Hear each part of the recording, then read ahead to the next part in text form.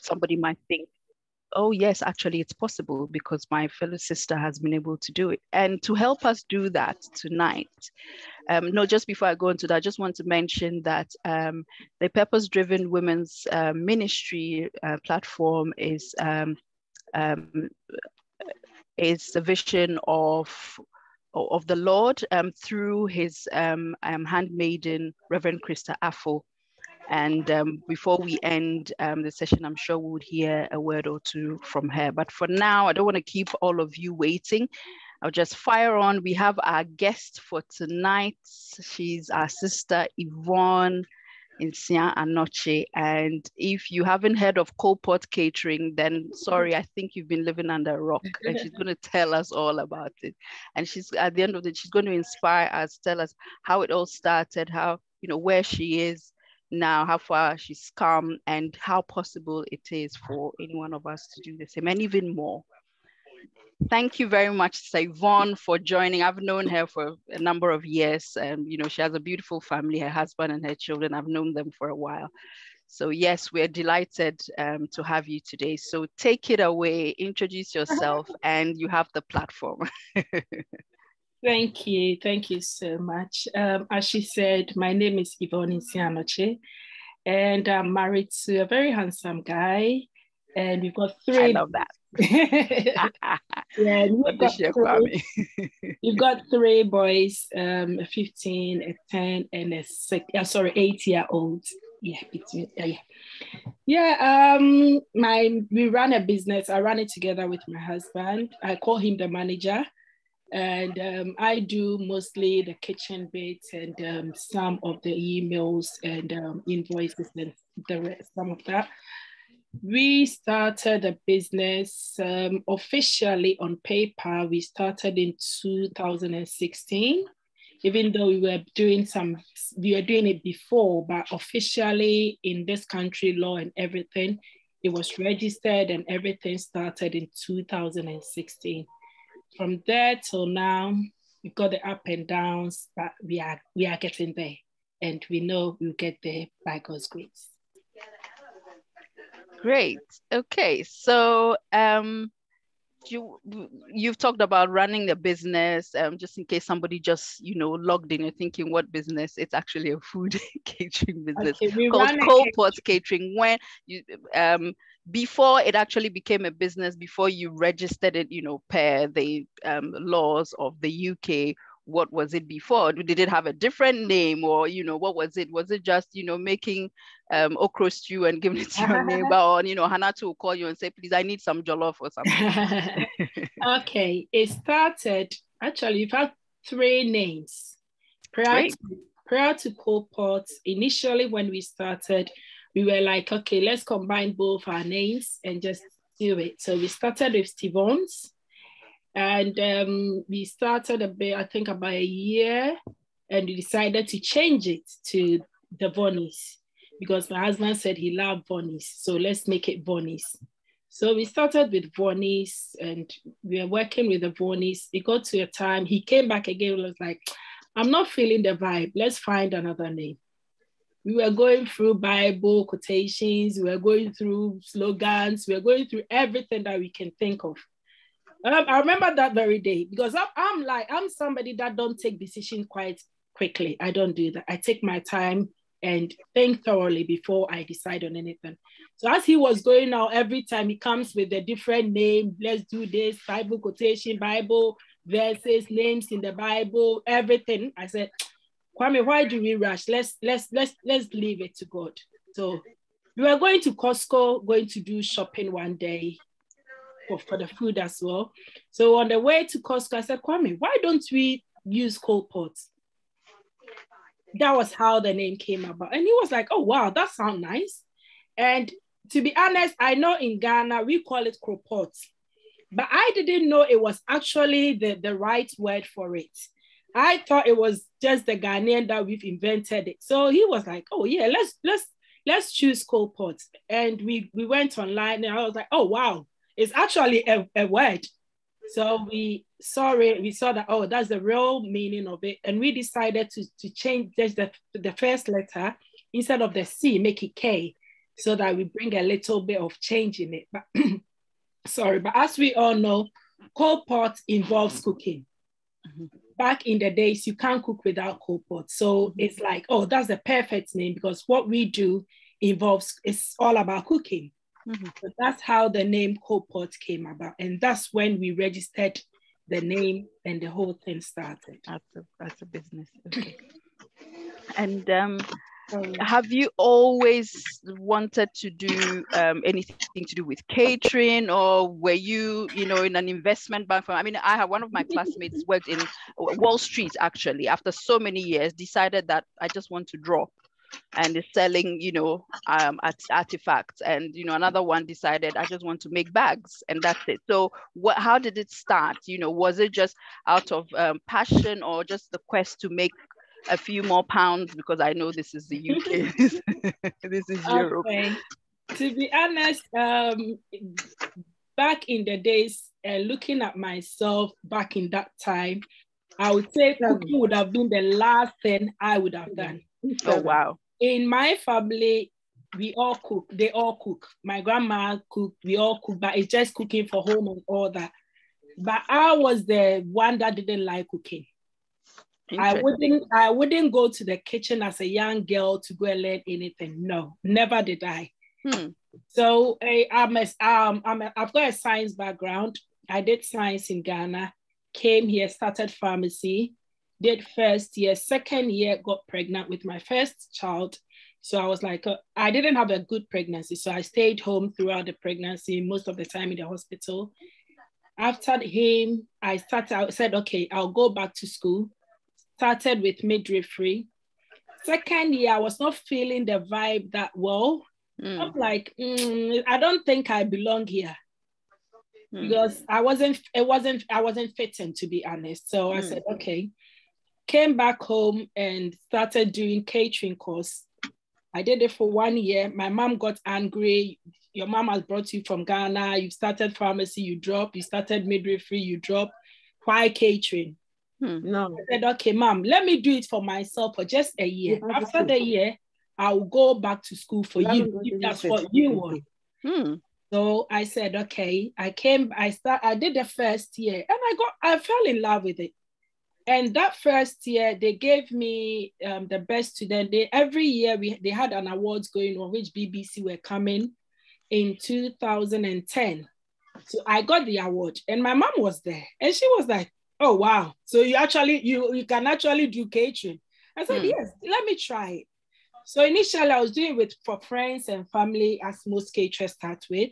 I was doing it for friends and family, and the passion came just like that. And to be honest, I don't think I can even go back to do any other thing apart from catering. Oh, wow. That's interesting. That's interesting. And I like that point, and I want to try and link it with, this platform, Purpose-Driven Women. This is the ministry, Purpose-Driven Women. And for anyone else who's joined us for the first time, you're more than welcome. Would you say that you think you found your purpose? Of course, I have. You think it's catering is yours? So pharmacy and midwifery were just, I think I needed a bit of knowledge there. Great. Yeah. So nothing goes to waste. So yeah. Nothing goes to waste. And that's it about purpose.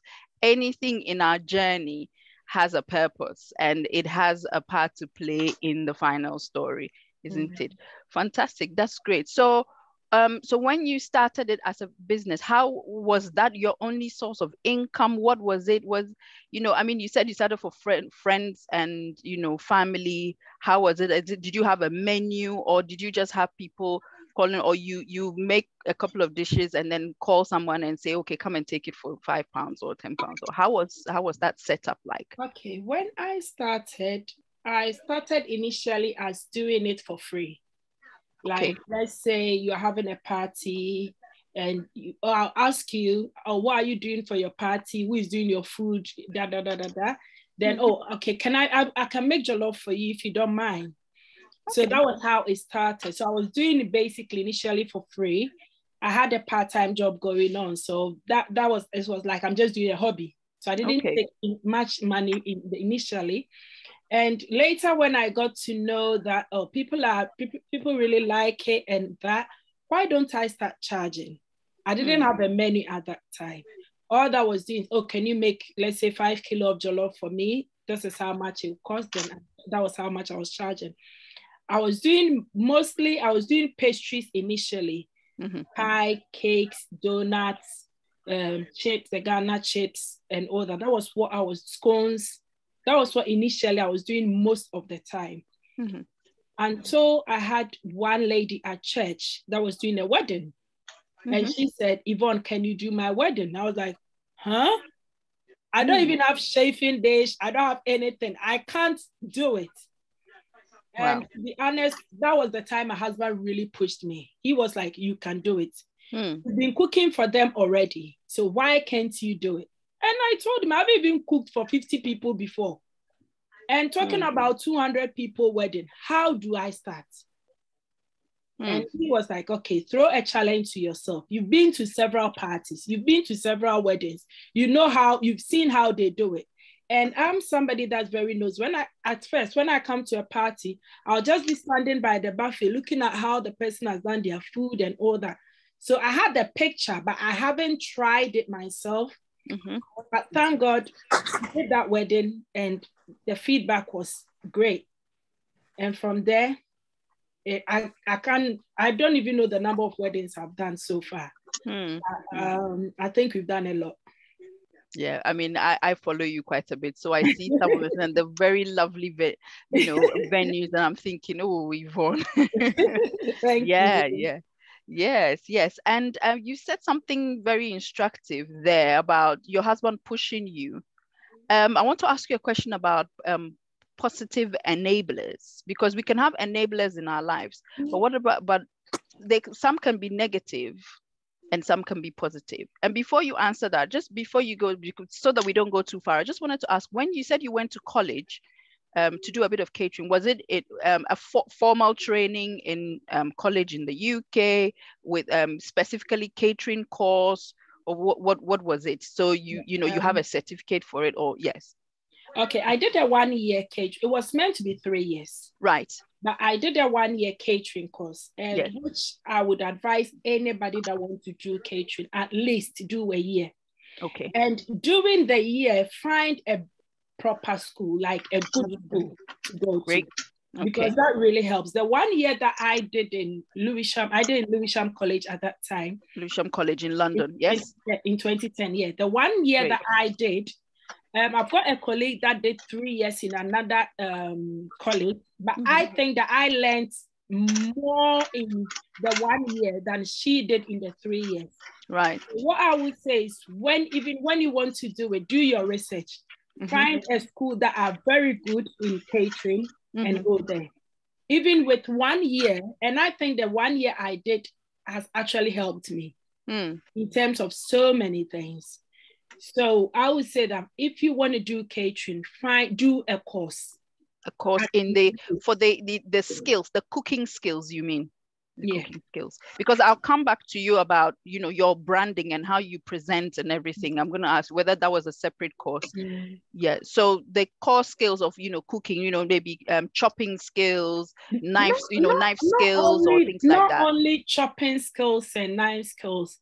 With those ones, I would say everybody is different, but the knowledge of food, your timing, your presentation, your how to keep food and all that, because this country, there's a lot that goes on in catering. It's not like you are back home that you just know how to cook. You do your shed and you start selling from there. It's not like that.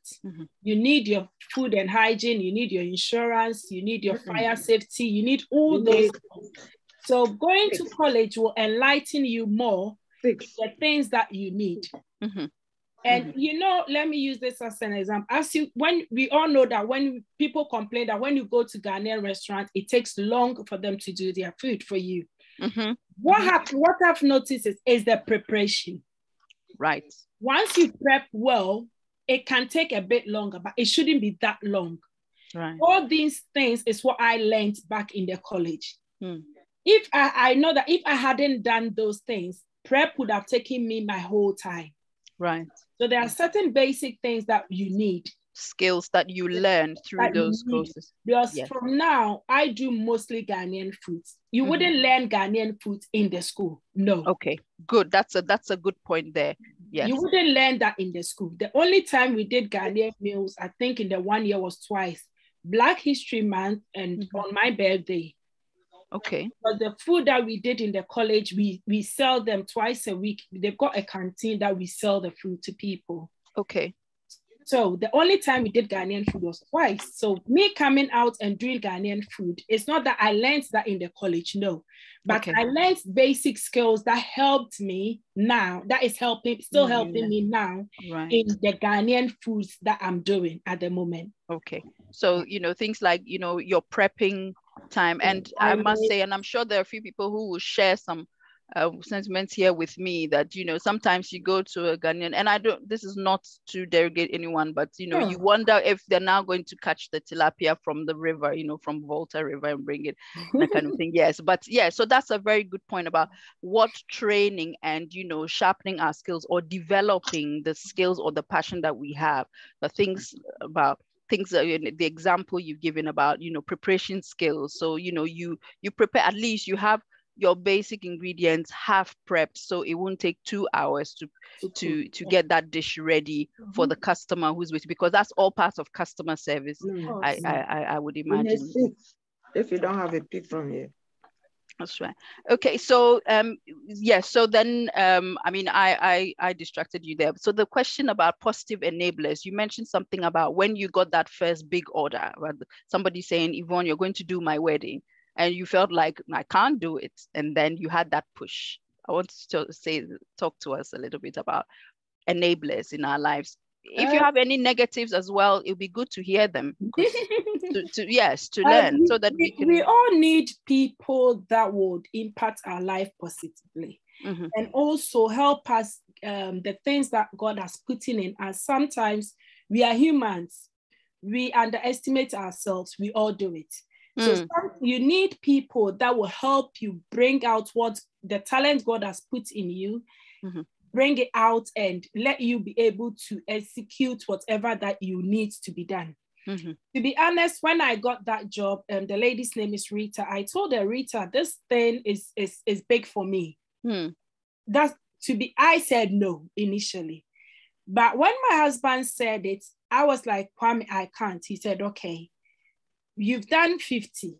The most I had done was 50. And that was even pastries, not even food. You've been able to do the 50. 50 plus 50 is 100, is it not it? So if you've done 50 and you can do 50 again, is it not, you've done 100? 100, and if you have been able to do 100, 100 plus 100 is another, is the 200 that you are scared of. Wow. So you've got enough time. Plan yourself well. And that time I just finished college.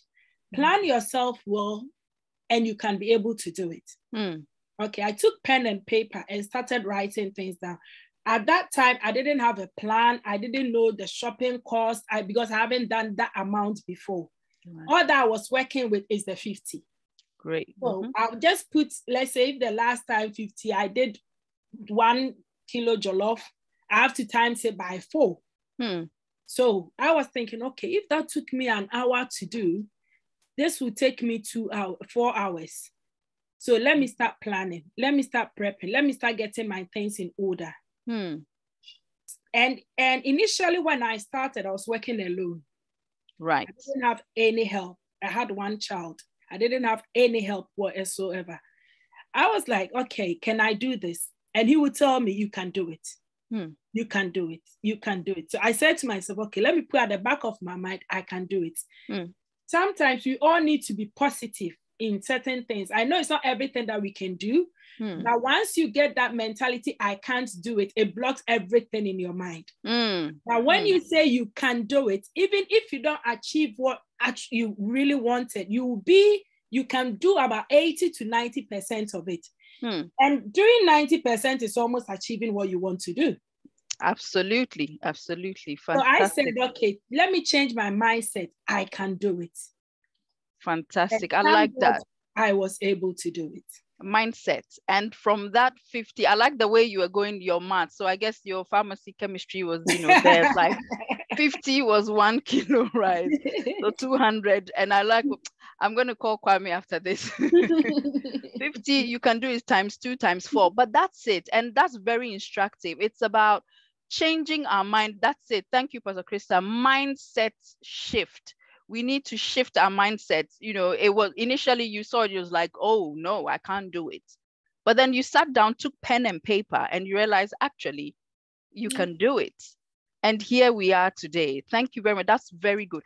Any negative enablers? Have you had anyone who said, oh, Yvonne, this wedding is too much for you. You can't do it. Or this naming, or Yvonne, you mean they're actually going to fly you to Barbados to go and cook? How are you going to get this? How are you going to, did you get any of that? Or have you had any of that? Negativity, I've had it all the time. Yeah, please tell us about it. I think it's about 2 years now. I haven't heard it, but yeah, friends, families, people were like, oh, you are a science student. Why are you doing catering? Catering is not for the educated. It doesn't look, you are too late. Oh, I've had it all the time.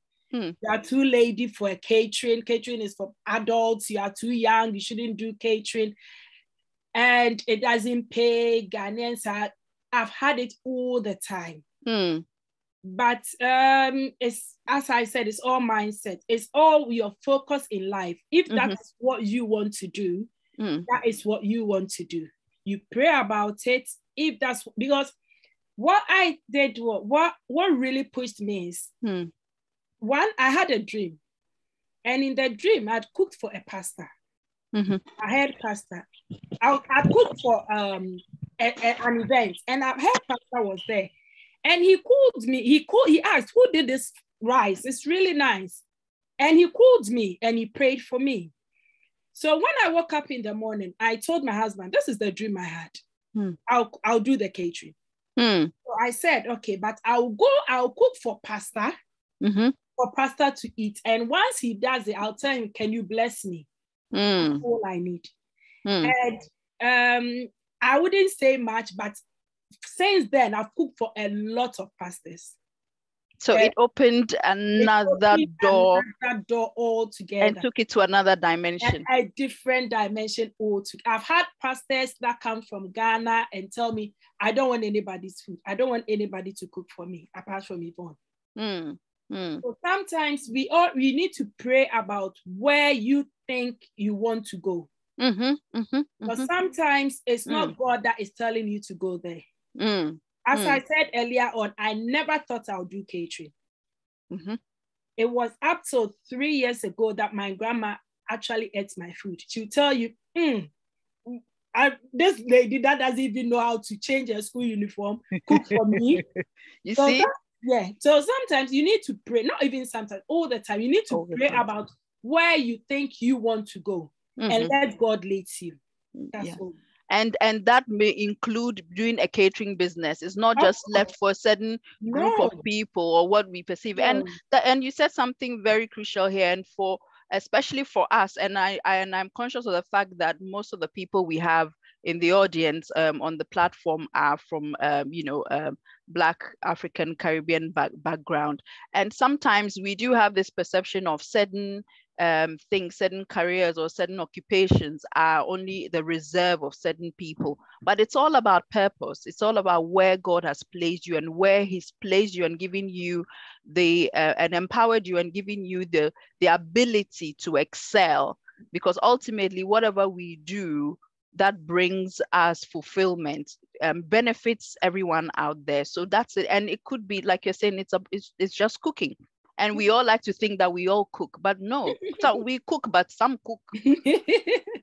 Exactly. We cook, but some cook. Thank you very much. That's really good. And I like that bit about, hearing all those negative things. You would always have naysayers. And it's sometimes, I've come to learn that not sometimes, most of the time, it's their fears that they're trying to pass over you, in addition to your fears that you may have as well, because we may have fears. But the difference for us as purpose-driven women is that we look up to God and we hold on to Him for our strength to move on, even into the the unknown. So that's really good. Thank you so much. Thank you very much for that. Ladies, while we're on, if you have any questions, please put up your hand and draw my attention, and then I will give you the platform to ask any questions you may have, or if you want to put it in the chat box as well, and then we will ask on your behalf. Okay, so right. So what the next thing I wanted to ask is, how do you mentioned a little bit about it, but how do you scale up a business, like a food business? We know that we eat every day, and as somebody said, a food business is very lucrative because everybody eats every day, but it's also a very competitive area of business, isn't it? What can you say? What advice would you have? Okay, as you said, it's very competitive, and for the past 2 years, it has even been very, very competitive because COVID came and everybody started cooking. So what is different from everybody is do what you know how to do best. Not that somebody is doing cakes, so you also decide to do cake, whereby you know yourself, you can do chips better. Know what you are very good at, because to be honest, as I said, I started doing pastries, but now I don't really do pastries anymore. It's hardly I'll do it because I've seen that, oh, I'm really good at the proper foods than the snacks. So I'm focusing on that. Now I've got staff I work with. You do pastry in, we do it for you. I still do some, but I don't do as much as I used to do. I started doing cakes and birthday cakes and all that. But I got to a point I was like, nah, this is not my field. This is not me. I'm doing it though, but I'm not getting the perfection that I want. So I left it and concentrate more on the food, because this is where I see myself being at. With a food business, if you started doing everything, you can't do everything. Do the ones that you know yourself you are very good at and do it well. Set yourself that this is where I want to go. This is my focus. If you are going straight, you don't need to turn left or right and see what Yvonne or Sandra or somebody else is doing. And know your focus and focus on it well. There are so many people doing the same thing, but if you know what you are doing, you will always be busy. You always get a job coming to you. Because if my jollof rice is really nice, why would I go to somebody else and go and buy the jollof? That's right. And you have to be very disciplined too, because people will come to you with all sorts of their own pricing and their own ideas and their own thing. If that is not you, that is not you. There are some caterers that will tell you, bring in your shopping, I'll cook and charge you. There are some caterers that will also say, no, I'll do the whole thing and I charge you. That one is an individual choice. Do what works for you, and don't do what sister B or brother B is doing. That is not. Do you and be you and do it well. That's all. Fantastic. I like that. Be you and do you. Yeah. And Dr. Diana here says knowing our strengths is a strength. And so that's it. Know your strength and focus on it and do it well. Do it with excellence. Fantastic. You don't have to look at what somebody else is doing and then lose the focus. So it's about focus. It's about the mindset. Focus on it. If this is where God is calling you to, why not? Focus on it and you definitely go through it. Thank you for that. We have a question here. Before I go to my next questions. So we have your Pastor Krista says, what are some of the challenges you have encountered on your journey and how did you overcome them? There's been quite a lot of challenging. The very recent one, and it was quite a big thing. Last year, I came back from Ghana. I was in Ghana When my husband called me, oh, we've got an NHS job that we want you to do. I was like, oh, wow, that's big. I was so happy. Came back, we started. The last day I did the food for them. After a week, I had an email that somebody complained of diarrhea. I'm like, hold on. I've done this for you for 3 months. Didn't have complaint. The last one had environmental health coming in, doing the checks and doing all that. I said, okay. They took some of the meat that was left and took it to lab, went to my butchers, did all that they're supposed to do. Wow. Came back and said, yeah, but it wasn't just one person. Now we've got about 30 people complaining. I said, out of 467 we were doing. I said, hold on. If I've got over 400 people that I'm cooking for, not half, not 1/3, this number you are telling me is quite small. And they were like, no, but even if we had only 2 people complaining, we will still take it further. I said, okay, you do all your investigations and all that. To be honest, I was really panicking. Inside, I was scared. I was really scared. After a month without hearing from them, came back and was like, oh, Yvonne, we are sorry. I think those people didn't store their food well. After the investigation, we saw that they didn't even have the food that same day and it wasn't in the fridge and all that. I was like, thank God. So after all the heart attacks you guys have given I bet your blood pressure was up the roof. Oh my God. But to be honest, it was all well. And challenging in this business, the most challenging thing is the pricing. Okay. That is the most challenging thing that we face. Okay. Is pricing. And it's still there. You still get it. But as I said, you know your strength. You know what you are doing. If what you are doing is good, we all traveled about 30 minutes, 1 hour to go and buy food. Because that food that we are going to is good. There might be the same chicken and chips in your area, but you've got one somewhere that is an hour that you really love it, you really enjoy it. So what I say is, if what you are doing is good, people will travel wherever they are and come to you. That's right. That's right. That's right. Apart from pricing, and I mean, I know, talking about NHS and having all the environmental health coming after you, I know environmental health protection. I know exactly what you're talking about because I teach public health, so I know exactly what that would have entailed. But somebody will say, oh, NHS. And so that also gives us a magnitude of where Yvonne has gotten to. So what, every level has its own. Yeah, but it's and hallelujah, and we thank God for that, and there's more ahead of you.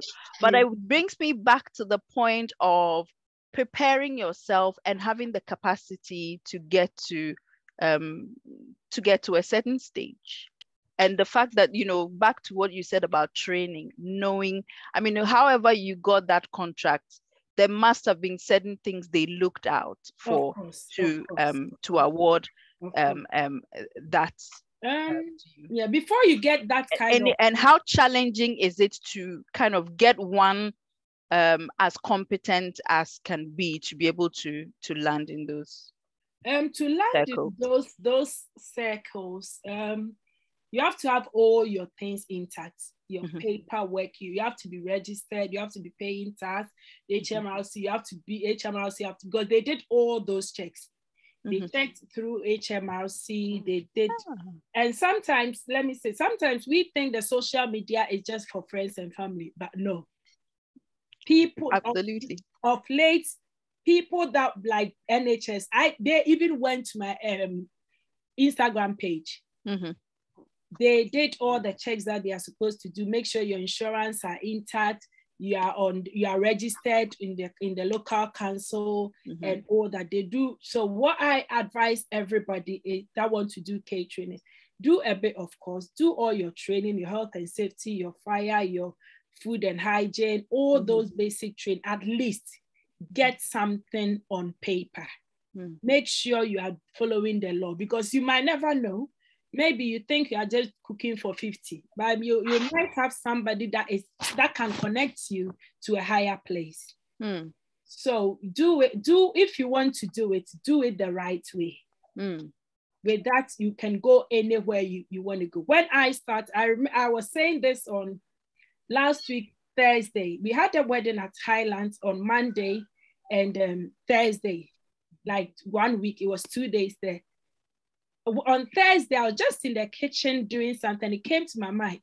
When I started doing catering, somebody booked me for Highlands. I told them, oh, I'm sorry, I can't do Highlands because I don't have all the recommendation they require. This year, I've been to Highlands 5 times. I was standing there like, is it not the same place? I told myself that I don't even have the requirements they require.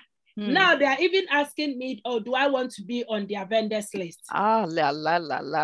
This See? is so yeah.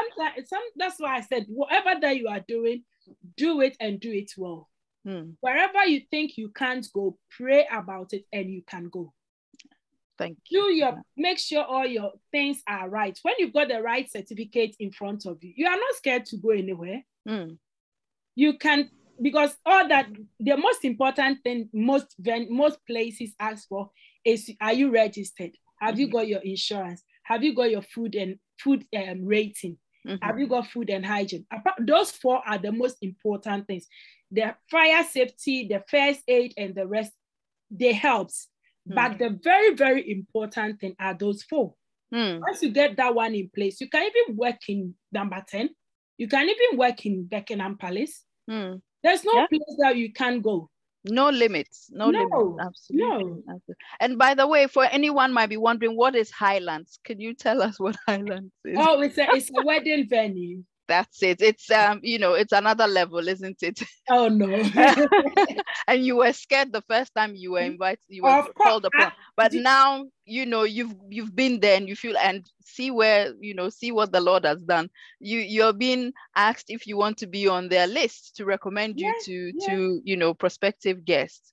Fantastic. And for me, that's really inspiring. And for anyone on the platform, that it is possible. You may start in your small kitchen cooking, and somebody says, and you say, okay, I'll do the shopping, 1 bag of rice to 1 bottle of oil and all that. But one day, as you work it through bit by bit and put all the paperwork in place, and it's a process, because from what you said, everything you said, the running strand here is it's a process. We start from a point and we get to a point, and we don't stop there, and we keep building on it. It's not easy. You might do one, and about a month you don't have any order. Initially, it's not easy. You're not going to have it like roses. As soon as you start, orders will be popping in. No, it's not like that. But once you know that this is what you want to do, the customer service, the feedbacks really, really feedbacks from people, and be ready, because with food, the criticism is a lot. Be ready, but have somebody that is closer to you, that it will be very genuine to you. That if this is wrong, they can be able to tell you, Yvonne, today I didn't like your rice. I think you've changed your rice. Go back to, because I have a friend. I was changing from jasmine rice to basmati. She called me one day and said, Yvonne, no, I don't like the basmati. Don't do basmati jollof again. And to be honest, initially I was like, what is she trying to say?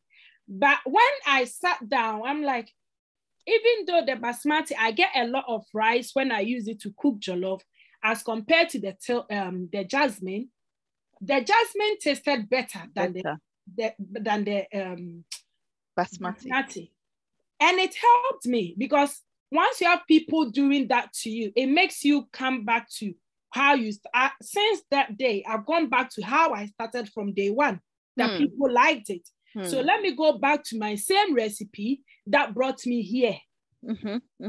Sometimes you might think of the profits, but I always say it's better to have a good name than to think of the money. Because with this food business, one event can break you, or one event can make you. So it's up to you to choose which one do you want. Do you want one event to make you, you get all the you wouldn't get much money, or you get one event that will break you and you get all the money. Is that what you want? Right. No. Yeah. Absolutely. There's a question here. So there's a question here. It says, Pastor Krista, thank you again. It says, do you cook continental dishes or you only focus on Ghanaian dishes? We do continental dishes, and I do other African dishes as well, not only Ghanaian. I remember the first time I did the Ghanaian and the Congolese wedding. Okay. And the guy was from Congolese, and they wanted to do tasting. They gave me this menu. I was like, huh? I haven't heard of it before. How do I cook it? So I said, okay, there's always time to learn. I went on YouTube, I did Google, I did everything a week before and practice. A week before I did the dish. When I did it, I don't know how it should taste. So I said to myself, okay, let me taste it. Once the food tastes nice, obviously it will be nice. But I didn't know, there are certain foods, it has its I don't know what word to put it. It's real taste. It's signature taste, yeah. Signature taste that is like the wache, which has to be at a particular, taste, you know what I mean? It has to be. So I just did this. It's like, I'm like, this one, I don't know how I should. And I didn't have any Congolese friend. If it was Nigerian, I've got some. I don't have any Congolese friend. Who do I give this thing to taste? I said to myself, okay, you believe in yourself. Once it's not salty, once it's not too spicy, the guy came here and was like, if it wasn't him knowing I don't know them, he would have said that his mom cooked it and brought it to my house. Wow. Like, huh? Did you just say that? I was like, yes. I'm like, wow. So I did it. So practicing is challenging, but we do other African dishes as well. But just that, with most of the time, wherever you are, you get draw closer more to your people than other people. I've done quite a lot of Nigerian, Ghanaian weddings. Of late, most Ghanaians marry Nigerians, so we've done quite a lot of Ghana.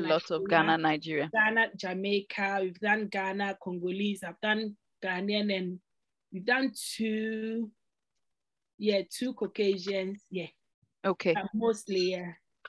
And I've done Ghanaian food to two companies in the city. Yeah. I think I saw those ones when, the feedback, they were eating kelewele like nobody's business. They wanted to even enter the food. Yes, I was just going to say that, Ghanaian African dishes, I mean, you tend to have, clients from all across, and they enjoy it, and I think that's really, really good, because brings me back to you saying, do you, and focus on your strengths. That's your strength, that's what you're good at. The people will come, and I hope that inspires somebody out there. Before we go on to the next question, could you please go over those you said 4 things about the very important paperwork that we need if we want to kind of set up properly. If you just run over them again for us, so just those who didn't catch it will catch it, and then I'll do well to type it in the chat as well. So if you help us with that would be great. So you mentioned 4 things. Okay. Register your business. Okay, so register your business. Once you register your business, you inform wherever you are your local council, so they will come and do your food rating for you. Okay. So it's registering the business, do your food rating, do food hygiene. Food rating, food hygiene. And your insurance. Okay, so and the food hygiene, you need a course as well, isn't it? Yeah, you can do it online. It's on, yeah. Okay, food hygiene course. You being the main person, the main person, at least do a level 2. Okay, at least that will level take 2. You it's 3 levels, but level 1 doesn't take you anywhere. The level 1 is just like somebody that helps you in the kitchen. Okay. Somebody that's not in charge, but you being the one, the main chef, the main cook. Ideally, the level 3, but the level 3 It's a bit harder. But Okay. with the level 2, it can carry you everywhere, and level 3 will carry you. Great. So once, at least do your level 2. Once you get your level 2 done, that's it. Oh, thank you, Dr. D, for typing that. So 1, we've got register your business, inform your local council, and then get your food hygiene certificate and your rating done. And with the food hygiene, it's advisable to do up to level 2, which is, better. And then especially if you're the main chef or cook. But ultimately, if you do go on to level 3, then that's even better. And then of course get insurance. To say that you can just do, you don't need to do your level 1 and come and do level 2. You can do level 2 straight away. Level 3 straight away. Straight away as well. So okay. You don't need to start from level 1, level 1, 2, and 3. Okay. Okay, great. And for those of you who know the food rating, the food hygiene, if you go into any served food, cooked food outlet, you normally see that displayed, because it's one of those things that you have to have displayed. I mean, I'm talking from environmental protection, food hygiene, you have to have it displayed, and the rating, and because they do visit quite regularly, especially for those that are out there serving the public. So it's one of those very important things. And then the insurance, yes. But back to the food rating, let me say this. Don't let anybody discourage you that you can't use your home. I've had people say that a lot. You can't use your home to register. It's wrong. You can use your home to register. You can. Yes, thank you for that. So for anyone out there, you don't need to go and look for an outlet and pay thousands of pounds. No, your home. Yes, because you can register your business in your home address. In your home. You can so nothing stops you from doing it. You can work from home. Exactly. Don't let anybody discourage you. Don't let anybody say to you, because you're in a council flat, you can't you can still register. Thank you. Thank you for clarifying that. Thank you for clarifying that. People will tell, oh no, because it's your home, you can't. No, you can. Good. Thank you. Thank you for that. So that's it, the 4. And I just wanted you to clarify a little bit about the insurance. Is it insurance as a business? Is it liability insurance, or, just a little bit? Public liability insurance. Public liability. Good. And with a minimum of 5 million. Okay, so the value of 5 million pounds, and then you'd have, it doesn't mean you're going to pay 5 million pounds. No. It's just the value of any damage or anything that happens in the event of you catering. That is what is covered, and it's not that initially I was paying, I think it's about, you pay between not more than £40 a month. Yeah. I mean, and if it's, I mean, for any business, for any business where you deliver a service, you would normally need that kind of insurance, a public liability insurance anyway, and just something reasonable. At least you're covered, so that in the event of anything, you are covered. Yeah. So that's very, very important about doing things right, putting things right. So we start from a point, but we get to a point where it's important to regularize things and make it as formal as possible, because I mean, like we say, opportunity meets preparation. Once you put everything in place, you're ready for that big platform that, God will open that door for you to step onto. Thank you very much. And before we end, Yvonne, I'd like you to type to me, if you can, your Instagram handle, any social media handle, because we're going to put it on there. And somebody's asked a question, can they book on the platform? Yes, Yvonne even has an app. There's an app you can download onto your phone. You go on there, see everything. I've disabled the app. Oh no, Yvonne, don't disappoint me. Events are back on and it's busy. It's too busy. You see, she's too busy to even take any orders on the app. I do take orders. I do take orders. Yeah. And by courtesy of this, Yvonne's number will be available and platform, and you can contact her. I warned her though that there are orders coming. She thought I was joking. Here we are. I do still take orders, but with the app, you can't control when they want it. Yeah. That's why I disabled it, because maybe somebody wants it at Saturday 2 p.m. I'll be at an event.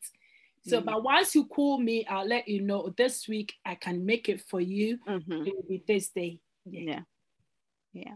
And I'm not going to say this because Yvonne is here. Yvonne is the kind of person, and that's how I do myself. If she can't do it, she'll tell you I'm not available and I can't do it. If she can do it, you'll be there and it's ready for you. That's it. And I think that's how that's all part of the excellence and the professionalism we bring to whatever we do, because we have this notoriety, or of especially with artisans. I mean, when I say artisans, stuff that we do with our hands, like, dressmakers, caterers, you're waiting at 10 o'clock and they turn up at 12 o'clock, that kind of thing. So it's good when you always find somebody who, keeps their word and they deliver as agreed. So, and I mean, you won't go wrong with KOALPOT. And this is really inspiring that we learn some of these things, that these are some of the secrets of the success of what we see out there. Very, looks very nice, and we feel like, placing an order straight away. But it's taking that amount of discipline, as she said, that excellence and that focus to get it to that point for us to enjoy. Okay. So just one more question. I have a few more questions. Thank you, ladies. I like the way the comments, I'll read some of the comments to you as well, Yvonne. There's, yes. So your social media handle, so there's at KOALPOT Catering is Instagram, because I'm always on that one. Yeah. So I know that one off head because all the pictures and the videos are there, they're updated. And then you see, I look at them, I'm like, oh, Yvonne. Yeah. So yes. And then, yeah, so Sister Priska, we'll put some more. Is your Facebook very active still these days? Facebook is not as active as I've seen everybody shifting to Instagram. I need to go back to Facebook. There's still some crowd on Facebook, To be honest, I don't do much of the posting and all that on Instagram. Kwame does it. Kwame, yeah, I know he's good with that. He just puts them on. I need to speak to him to go to that. Facebook is please. He needs to update Facebook as well, because we still have some crowd there who would want to. Yeah. And okay, good. So Priska, that's it. And yes, you can definitely book. If you need Yvonne, let us know. You will get her number and you can give her a call. Okay, and then there's another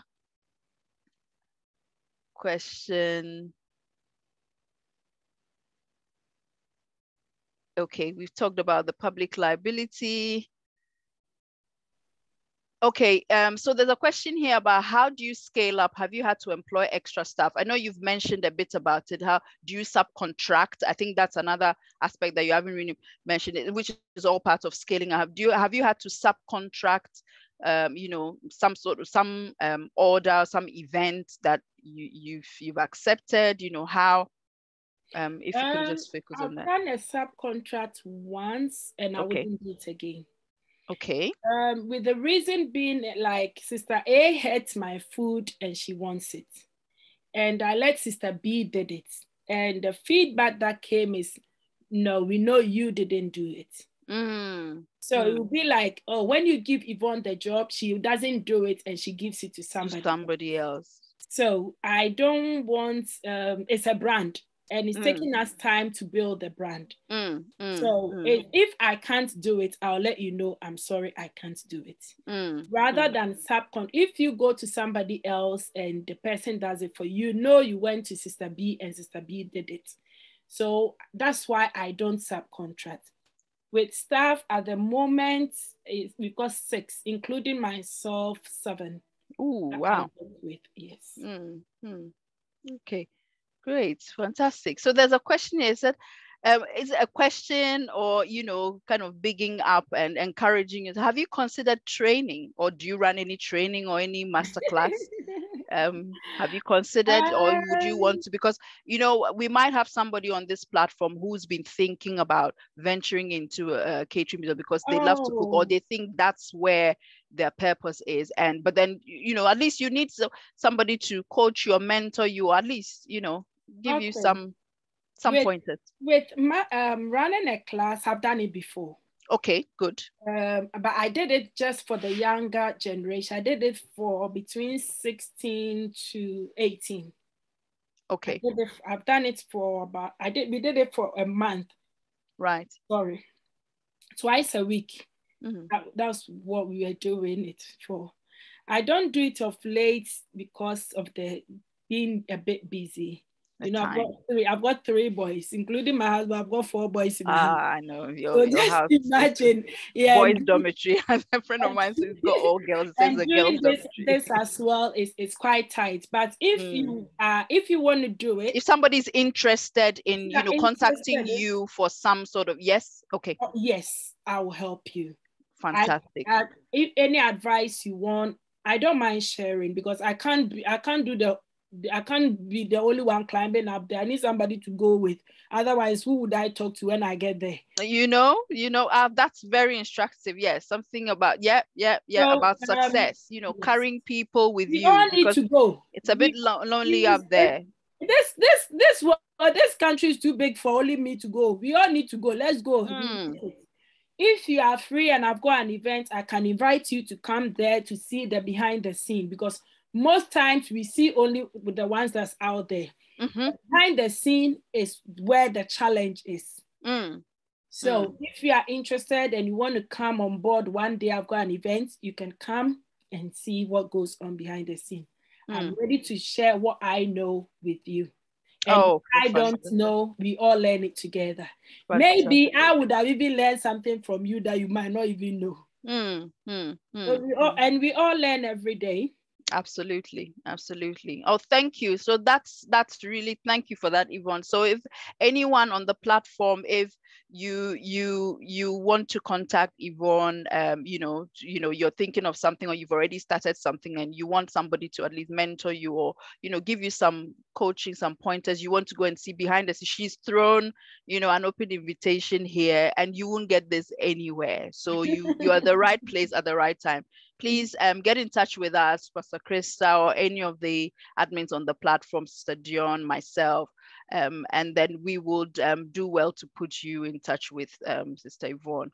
And I promise you, she's a lovely lady. She'll take you through that. And who knows, that might be the beginning of a different level to your business, or even just that might even inspire you to start. You never know. Okay, so there's one more question here. So we're trying to round up in the next 10 minutes, not keep everyone here. There's one more question. You've mentioned a little bit about it, but perhaps it'd be good to elaborate a little bit. The question is, would you say that catering business is lucrative? And I know you mentioned a little bit, but if you can go back to it, they might have missed yes, it. It is. It is. Yes, it is. Yeah, it is. It's lucrative. So would you say you don't really make any losses? Of late, no. Okay. No, okay. I haven't made a loss in a very long time, to be honest. Even though you mentioned that one of the big challenges is pricing. Yeah. Is it pricing in terms of what you give to clients, or just your shopping? I mean, these days you go. These days, you go one day and the next day the price is just. It sounds like Ghana. That's why you have to be good with your pricing, because, like the business we're doing now, I do a wedding that's been booked a year before. Right. And within the year, we all know within even the past 3-4 months, prices of things keep changing up, and it's not even down, up. It keeps going up. I came back from the higher Ghana. You go. I came back from Ghana in April, and I'm like, what happened to sunflower oil? From £5 to £13 we are buying now. My goodness. So whatever, even though let's say I was getting a £10 profit, and I've charged a year before, I wouldn't get a £10 anymore. I might maybe get a 6 or 7 or maybe 5. Okay. I'm still not losing out. It's still not a loss. Right. Because you're still making something. Pricing is a bit difficult, but you have to be firm with your pricing. Okay. What I've noticed among our community, especially we the Blacks, is that once you start charging, they tell you, oh, she's too expensive. Okay, I'm too expensive, but are you paying similar amount when you go to the other people? Because once you come to me, you have to factor in, I pay my staff, you pay your bills, you pay your insurance, you pay your accountant, you've got all those things going on.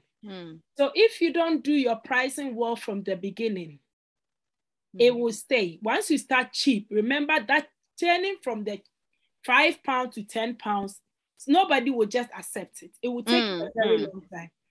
So why don't you start from maybe 8 and gradually increase it to the 10 you want? But when you start from £5, going to £10 within a year, you lose more customers.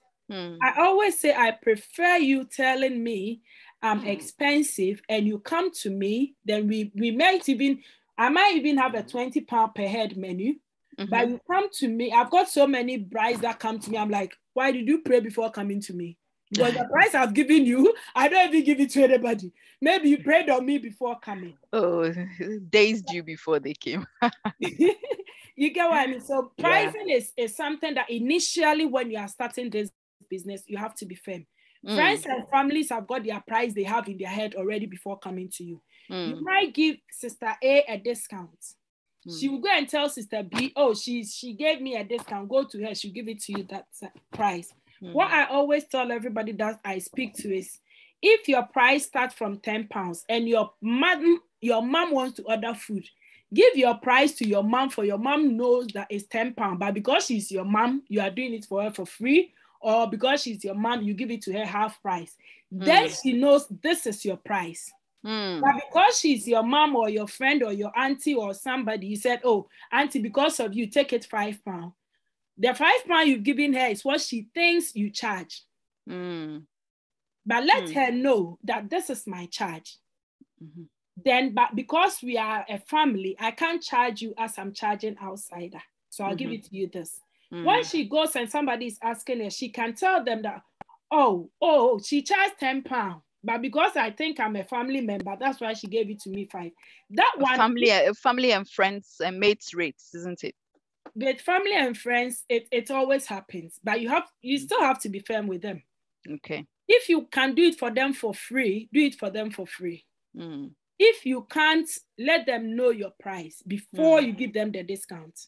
Okay. That this is actually what it's about. I think you said a number of things there. I'm going to try and tease them out.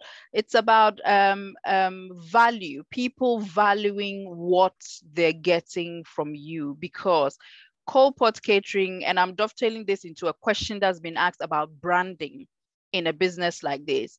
Value, I think people need to appreciate the value of what they're going for. Sometimes when you just take a few cups of rice and cook your jollof in your kitchen, we try to visualize that in terms of 200 people turning up for your event. But remember, it takes quite a lot. Meanwhile, that, the 200 people who are coming, Yvonne is going to come with staff to wait on them and make sure that everything is prepared and make sure that, so you're actually paying for a service.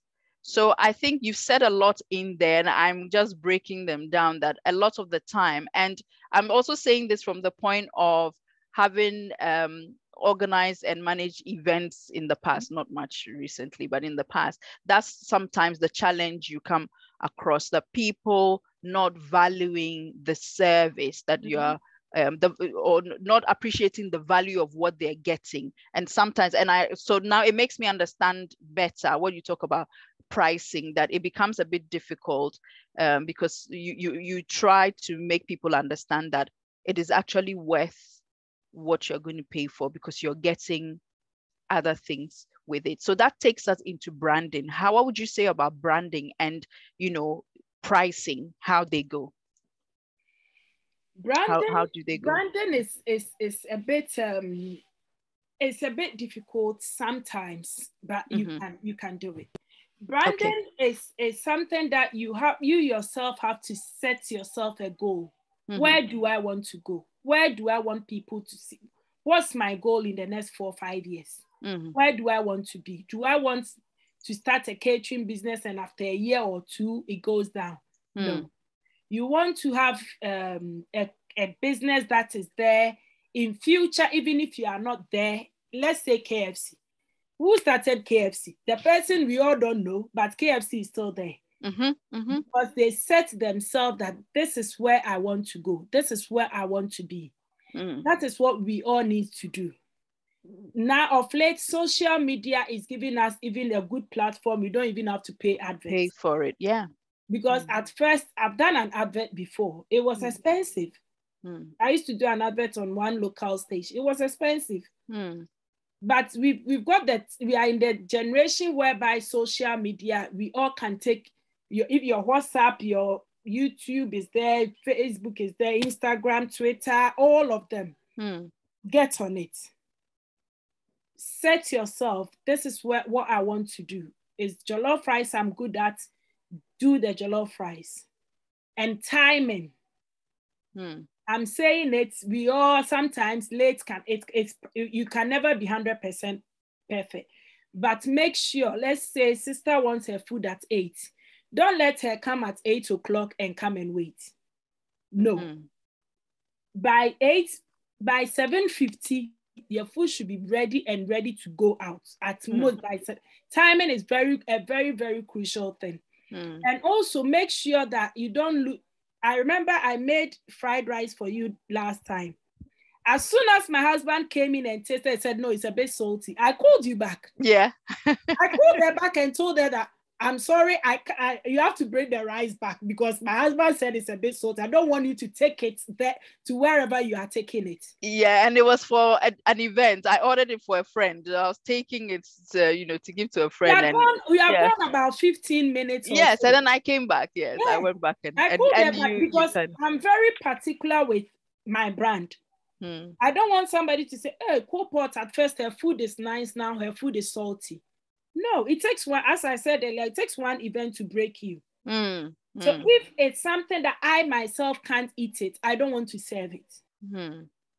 And I don't usually eat the food that I cook because by the time you finish cooking, we all know you can't eat.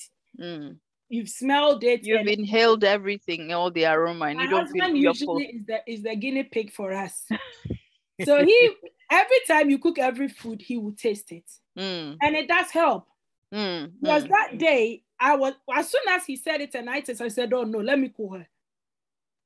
If you had even taken it, you had told me, Yvonne, it's too late, I can't come back. I've already let you know that, oh, today something happened. So wherever you take it and they say it, you know that, oh, yeah, she told me. So you have to be very, very, you have to be truthful. Okay. Even as in our own home, we cook, sometimes you make soup and you know, today my soup was nice. The next day you make the soup and you be like, this is not my soup. It doesn't even taste nice. So you have to be very, very truthful with yourself and with whatever you are doing. Okay. Whoever you are working with, if you work with somebody, let them know this is where we want to go. This is how I want my things to be done. If it's not like that, you let them know. Me, comes up till now, I've got staff I've worked with 5 years, but still I tell them off. Because that is not how I want it to be done. Yeah, and you want to maintain that excellence that you've worked so hard to achieve, and you want your returning customers. If you make a mistake, accept it, say sorry, and you move on. Okay. Because once somebody tells me, oh, Yvonne's food is not nice anymore, maybe I haven't tasted it, but I'll also say, Sister A told me Yvonne's food is not nice anymore. Don't book Yvonne. Where is the brand? I don't have it anymore. Right. And everything you said so far in the last 2 minutes, it's even more than the aesthetics that we see, like the Instagram page you have, or like the glossy flyer you would have on Facebook or anything, but it's about the actual service that you are delivering. And for you, I mean, from everything you're saying, I can tell that your passion is about the experience that people have with the food that you deliver to them, which all goes into your branding and which all goes into what we know as KOALPOT Catering. Thank you very much, Sister Yvonne. This is just something. And now I feel like going to start a food catering business. I tell you. But I'm gonna come understudy you. You know me. I'll come and pitch my tent in your house. And you are ready. You are. You've got an open invite. Thank you. I mean, I'll be there any day. I'll just call Kwame. Like, Kwame, today I'm in your house. Come to cook fried rice. Oh, thank you very much, Sister Yvonne. Anyone? I want to give one more chance to anyone. If anyone has one last burning question, to put up your hand, and you have the opportunity for the next 10 seconds if you have it. If not, and I would like Pastor Krista to get ready to give us a few words before we bring everything to a close. Anyone has any more questions? Just one last question. If anyone, put your hand up. Okay, or if not, okay. So Pastor Krista, do you have any words for us before we round this up? Pastor Krista is the convener of Purpose-Driven Women's Ministry, and it's just appropriate that we get her to say something. Thank you. It was awesome. Thank you so much, Yvonne, for coming. Thank you for accepting to come. We've learned a lot today. I think some of us will book and come behind the scenes and come and look at how things are done. There's so much for us to learn. Like he said, we're learning every day, and you're doing a great job. And thank you so much. Your time is much appreciated, and the knowledge you have shared. And thank you, Pastor Hannah. You're natural. Thank you so much. And thank you, everyone that joined us. Kindly join us. If you want to join the Purpose-Driven Women, is a place where women are empowered. We go places. Everyone's gift is put on the spotlight. You'll not be hidden. Join us every now and so often. And we have certain information in the chat boxes. But thank you all. Thank you. God bless you. Thank you, Pastor Krista. Yes, so in the chat box we have, so our sister Dion has put a link there if you want to join us, this platform of lovely women who are just, striving to just live life purposefully. Please do use the link there and join our WhatsApp group, and we'll be more than happy to welcome you as we all do this work together. And so next week we have our next session at 7 o'clock again, next Thursday, the 19th of May. And it will be a discussion on property investment and asset management. We'll also be talking about, property investment and asset management. So please do make a date with us and, learn something, take whatever you started to the next level. And let's see what God does. We'll just end with a short prayer. Father, we just want to thank you for this opportunity to learn something this evening once again. Thank you, Lord, for empowering us again this time. Thank you for that person who now has all those doubts cleared and now can see the light, can see the way forward.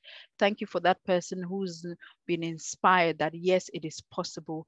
Thank you for that person who can see that, yes, Yvonne has done it. It is possible. I can do it. Thank you for the life of Yvonne and her family, her beautiful family and her beautiful business. Father, we ask that even as she has availed herself to pour into us, Lord, you would stretch out your hand and continue to bless the work of her hands. Bless her business, bless her household, and Lord, bless us all. The work of our hands, bless our families, bless our households. In Jesus' mighty name, amen. Amen. Thank you all, ladies, and see you next week. Or see you on the next session. God bless you. God bless you. Thank you. Bye. Bye.